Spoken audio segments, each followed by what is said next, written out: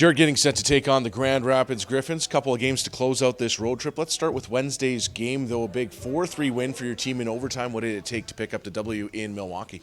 It took everyone. That was, the last two games have been our, two of our best collective efforts, and we had everyone pulling on the rope, and that's the type of team we are. We need that. We're not going to have a couple guys win hockey games for us. It takes everyone, and we've had that last two games, and got to keep it going.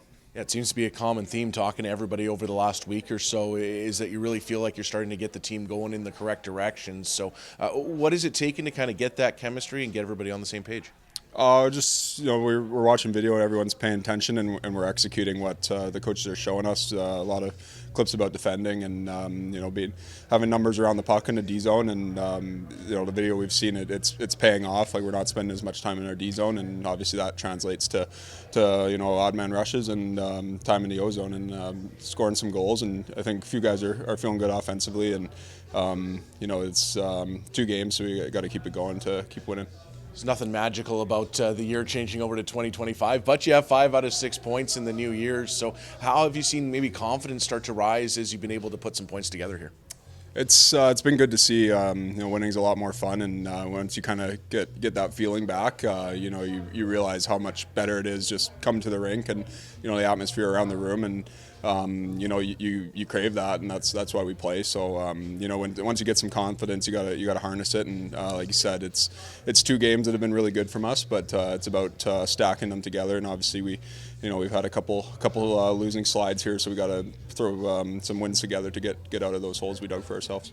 Yeah, and talking to the coaching staff, one thing they've been impressed with is how morale seemed to stay strong even through some of the tough times. But even with that, is it just a bit of a different feel when you start to put some wins together?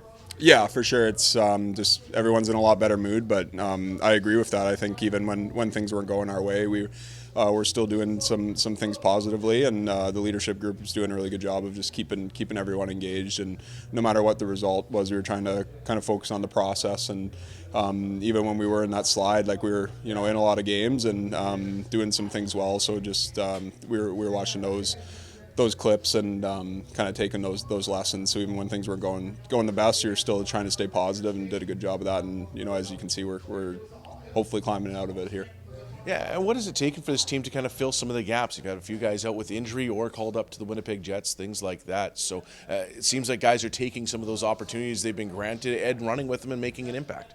Yeah, for sure. That's at every level. It's next man up, and when someone goes down with an injury or gets called up or whatever the case is, it's an opportunity for other guys to step up and play positions they might not have played when those guys were with us. So I think if you kind of take it in stride and take it as a challenge, that you can definitely use it as a positive, and it's a great opportunity for guys, and guys up and down the lineup have been stepping up.